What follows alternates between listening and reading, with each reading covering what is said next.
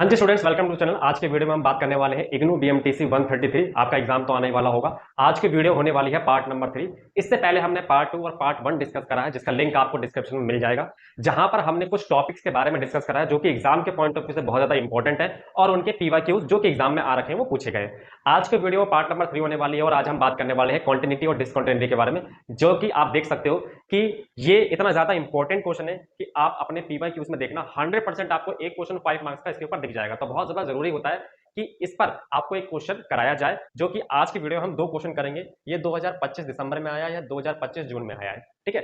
तो question basically क्या बोलेगा, यहाँ पर हमें एग्जामिन करना है इस पॉइंट पर और ये बताना है कि फंक्शन कंटिन्यूअस है या नहीं है।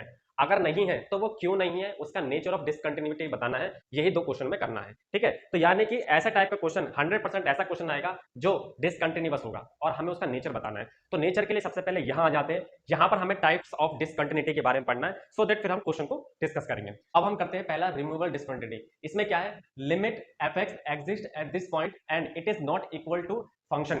यानी कि आपको क्वेश्चन दे रखा होगा और हमें इस सी पॉइंट पर ये चेक करना होगा फंक्शन कंटिन्यूअस है या नहीं। तो उसकी लिमिट तो एग्जिस्ट करेगी, बट जो लिमिट की वैल्यू है और फंक्शन की वैल्यू इक्वल नहीं होगी। ऐसे टाइप के जो भी डिसकंटिन्यूअस होगा उसको हम बोलेंगे रिमूवल डिसकंटिन्यूअस। दूसरा है डिसकंटिन्यूट ऑफ द फर्स्ट काइंड। इसका मतलब है कि जब हम लेफ्ट हैंड लिमिट और राइट हैंड लिमिट दोनों कैलकुलेट करेंगे तो दोनों तो एग्जिस्ट होंगी, बट दोनों इक्वल नहीं होगी, यानी अनइक्वल होगी। तो ऐसे टाइप के डिसकंटिन्यूअस को हम बोलेंगे फर्स्ट काइंड डिसकंटिन्यूअस। फिर है सेकंड काइंड डिसकंटिन्यूअस। इसका मतलब है कि जब हम लिमिट कैलकुलेट करेंगे लेफ्ट हैंड साइड और राइट हैंड साइड दोनों ही एग्जिस्ट नहीं करेगी, तो ऐसे टाइप के डिसकंटिन्यूअस को हम बोलेंगे सेकंड काइंड ऑफ डिसकंटिन्यूअस। अब अब अब हमें यहाँ पर ये दो क्वेश्चन दे रखे हैं। इन दोनों क्वेश्चन की मदद से हम देखेंगे कि एग्जाम के जो भी क्वेश्चन आने वाले हैं उसको हमें कैसे करना है, ठीक है।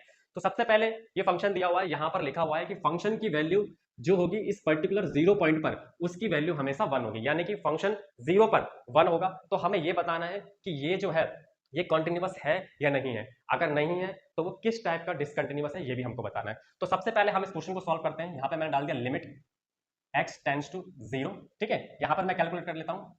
यहाँ पर लिखा मैंने फंक्शन।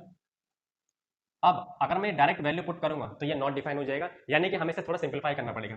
यानी लिमिट x टेंड्स टू 0, यहाँ से मैंने एक्स स्क्वायर कॉमन ले लिया तो ये आएगा 2 प्लस में 3x² अपॉन में 4x²। यहाँ स्क्वायर से ये स्क्वायर कट गया, यानी कि 2/4, यानी कि इस लिमिट की वैल्यू आई 1/2। यानी कि लिमिट तो एग्जिस्ट कर रही है, लिमिट तो एग्जिस्ट कर रही है। अब मैं चाहे लेफ्ट हैंड साइड इसको कैलकुलेट करूं चाहे राइट हैंड साइड कैलकुलेट करूं, लिमिट की जो वैल्यू आएगी 1/2 आएगी और ये एग्जिस्ट भी कर रही है। अब अब अब होगा क्या कि अगर हम इस पर ध्यान दें तो ये एग्जिस्ट कर रही है, ठीक है। यहां पर भी एग्जिस्ट कर रही है, तो ये वाला पार्ट तो खत्म हो गया। अब इन दोनों में कौन सा है, इन दोनों में कौन सा है, तो ये वाला भी कट जाएगा। कैसे कट जाएगा, क्योंकि लेफ्ट हैंड लिमिट और राइट हैंड लिमिट एग्जिस्ट कर रही है, अनइक्वल है। बट यहाँ पर लेफ्ट हैंड लिमिट की वैल्यू 1/2 आई है और राइट हैंड लिमिट की भी वैल्यू 1/2 आएगी। क्यों, क्योंकि फंक्शन को लिखा ही इस तरीके से, अगर हम इसको लेफ्ट हैंड साइड भी कैलकुलेट करूंगा तब भी 1/2 आएगा, राइट हैंड साइड भी 1/2 आएगा। अब हमें चेक करना है कि इन दोनों में से कौन सा है।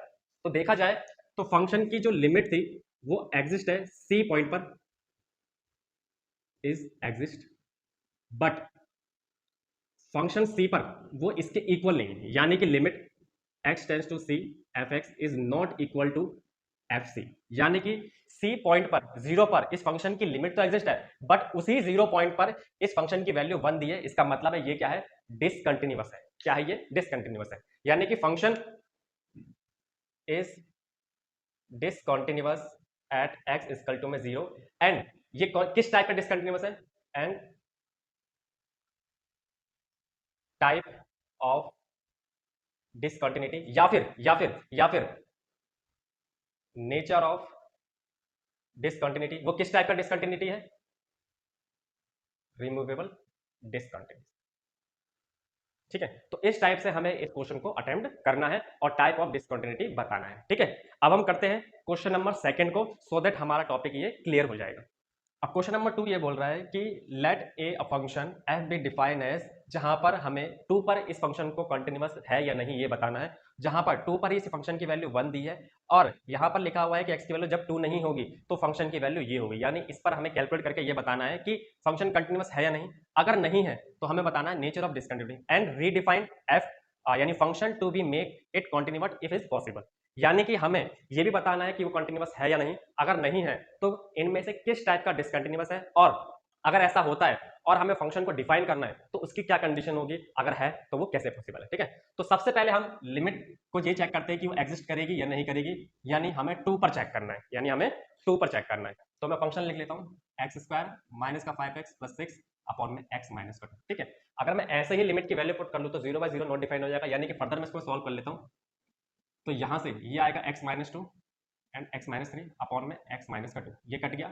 तो limit x tends to 2 x minus का 3, यानी कि लिमिट तो एग्जिस्ट कर रही है क्योंकि लिमिट डिफाइन है, बट ये कॉन्टिन्यूअस है या नहीं। अब देखो, चाहे मैं लेफ्ट हैंड लिमिट सॉल्व करूं चाहे मैं राइट हैंड लिमिट सॉल्व करूं, इसमें लिमिट तो एग्जिस्ट कर रही है और दोनों की वैल्यू कितनी होगी, माइनस का 1, यानी कि लेफ्ट हैंड लिमिट और राइट हैंड लिमिट दोनों एग्जिस्ट कर रही है। ठीक है, और इक्वल भी है, इसका मतलब ये तो हट गया और ये भी हट गया, क्यों, क्योंकि एग्जिस्ट कर रही है, ये तो एग्जिस्ट नहीं कर रही है। ठीक है, यानी कि दोनों लिमिट डिफाइन है और वो एग्जिस्ट भी कर रही है और वो इक्वल भी है, क्योंकि अगर मैं लेफ्ट हैंड लिमिट ये सॉल्व करा है तो माइनस का 2 आया, ऐसे राइट में सॉल्व करूंगा तो वो भी कितना आएगा, माइनस का 1 ही आएगा। ठीक है, अब क्या है, जैसे ही मैंने लिमिट को सॉल्व करा,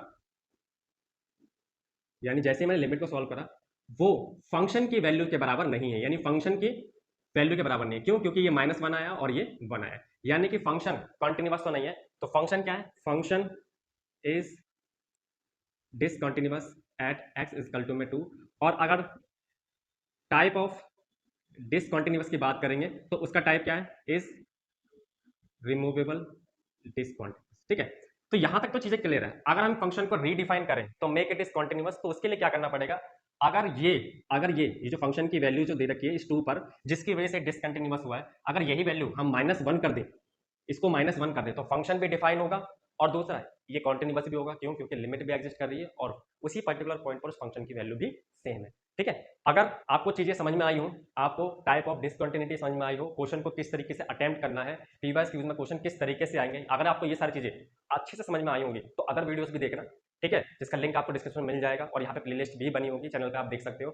और अगर आप वीडियो पहली बार देख रहे हो तो वीडियो को लाइक कर देना, चैनल पर नए हो तो चैनल को सब्सक्राइब कर देना। मिलते हैं फिर नेक्स्ट वीडियो में, टिल देन टेक केयर और गुड लक आपके एग्जाम के लिए।